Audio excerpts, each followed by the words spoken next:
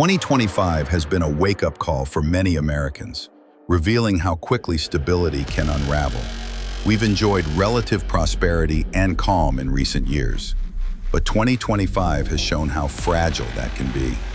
A single disaster or a cascade of crises can spiral into panic. Multiple simultaneous catastrophes could lead to a prolonged grid-down scenario. While a region might recover in days or weeks, a national or global incident could leave you isolated, with no help on the horizon.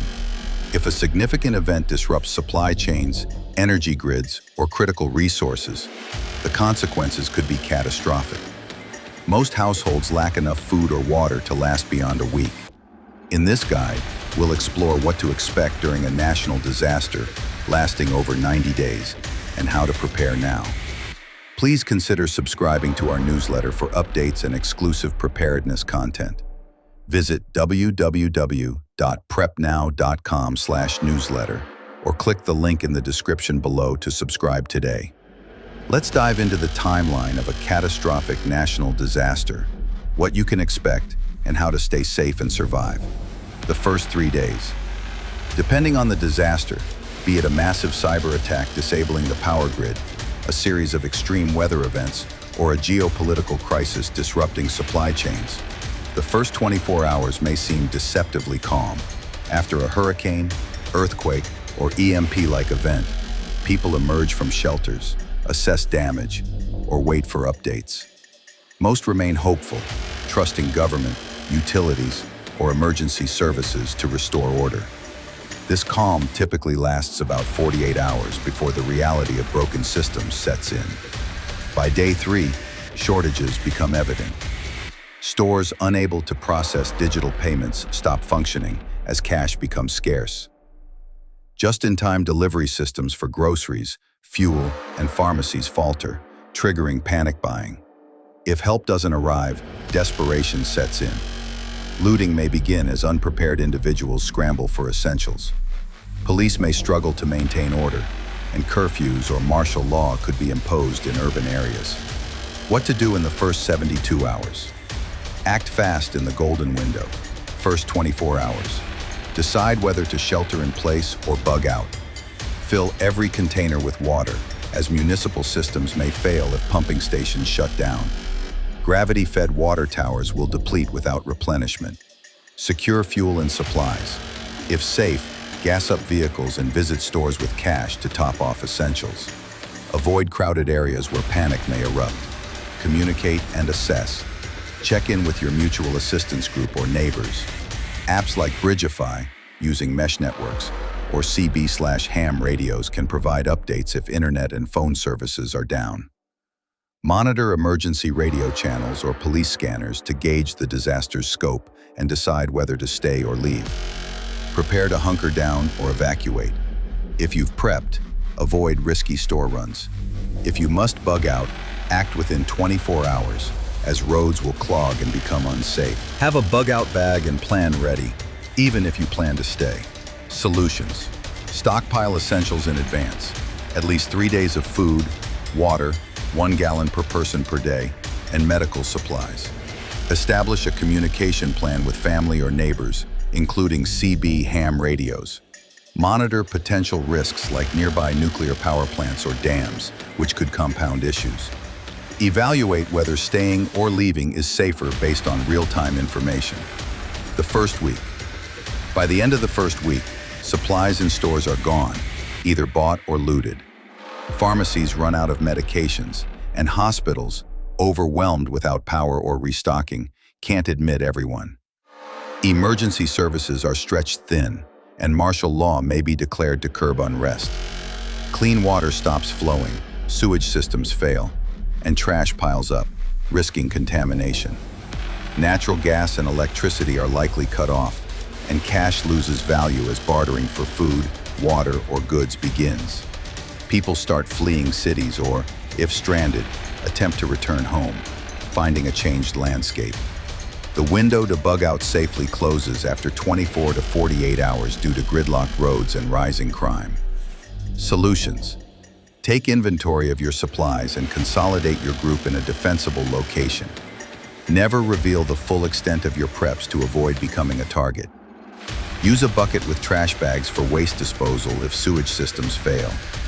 Establish a 24-hour watch system to protect your home, as crime spikes at night. Stay informed via radio or scanners, and avoid venturing out unless necessary. The second week, crime, looting, and marauding escalate. Stores and pharmacies are empty, and mutual assistance groups, ranging from neighborhood watches to militias, form to protect communities. Conflicts between groups may arise, though boundaries are often respected early on. Roads are impassable, littered with abandoned vehicles, and international borders may close to stem refugee flows. Governments may issue stay-at-home orders or attempt mass relocations, but emergency workers may prioritize their families, leaving communities on their own. Solutions: keep a low profile, cover windows, avoid lights, and cook without releasing smells, e.g., add spices after cooking. Purify water from non-stored sources, e.g., water heaters, rain collection. Barter strategically. Trade small amounts of food, e.g., a cup of rice, for essentials like batteries or medical supplies, but never give away critical preps for free. Build community alliances but protect your resources. Share knowledge, e.g., lend preparedness books, to strengthen your group without depleting supplies. Maintain medical kits and reference materials for self-care, as hospitals are unavailable. The third week. By now, seeing a car or plane is rare and signals potential danger. With no signs of recovery, you must accept that no national help is coming. Marauders remain a threat, and your group's security is paramount. Delegate tasks based on expertise. Former military or law enforcement can lead security, while those with medical skills handle care. Solutions: contribute small amounts of food, e.g., a pound of beans, to your community to prevent desperation, but never reveal your full stockpile. Set up rainwater collection or drain water heaters for drinking water. Share survival knowledge to make your community self-sufficient, positioning yourself as a valuable asset. 1 to 2 months survival now depends on your community. Food rationing, security rotations, and skill sharing are critical. An isolated, lone wolf approach is unrealistic in urban or suburban areas. Others will know who has supplies. Angry mobs or desperate neighbors may target you if you don't cooperate. Form alliances to share labor and resources, as manpower is key to survival. Solutions: ration food and water tightly, prioritizing nutrition over calories alone. Establish clear roles: security, medical, water collection, etc. Barter cautiously, ensuring trades benefit your long-term survival. Strengthen community defenses and maintain a low profile to avoid attracting marauders. 3 months and beyond. After 90 days, it's clear no rescue is coming. Any government presence may be authoritarian, not helpful, as communities compete for scarce resources. Urban areas depopulate as people flee or perish. Estimates suggest up to a third of the population may not survive due to starvation, dehydration, illness, violence, or exposure. Small communities that share knowledge, labor, and resources have the best chance of rebuilding. Solutions: contribute skills, e.g., gardening, first aid, to your community to ensure mutual survival. Establish trade or alliances with nearby groups for resources like food or tools. Maintain security and stay vigilant as threats persist.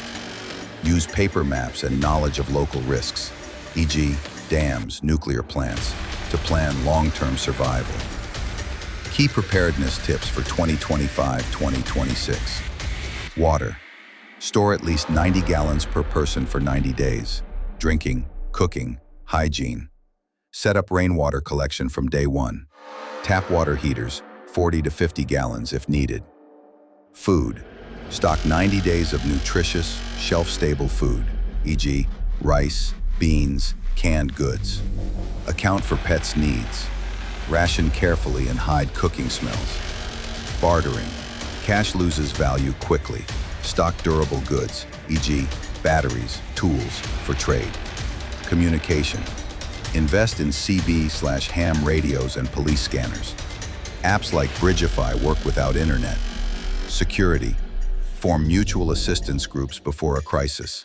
Establish watches and fortifications. Knowledge. Learn skills like first aid, water purification, and gardening. Keep reference books and paper maps. Risk awareness. Know local hazards, e.g., nuclear plants, flood-prone areas, and plan accordingly. Why 90 days? Prepping for 90 days is a minimum goal. Surviving this period positions you for long-term recovery. Supply chains, reliant on just-in-time delivery, collapse quickly, and stores are looted within a week. By preparing for 90 days, you bridge the gap to potential rebuilding or self-sufficiency. For more tips, visit www.prepnow.com/newsletter or check our resources on grok.com. Share your suggestions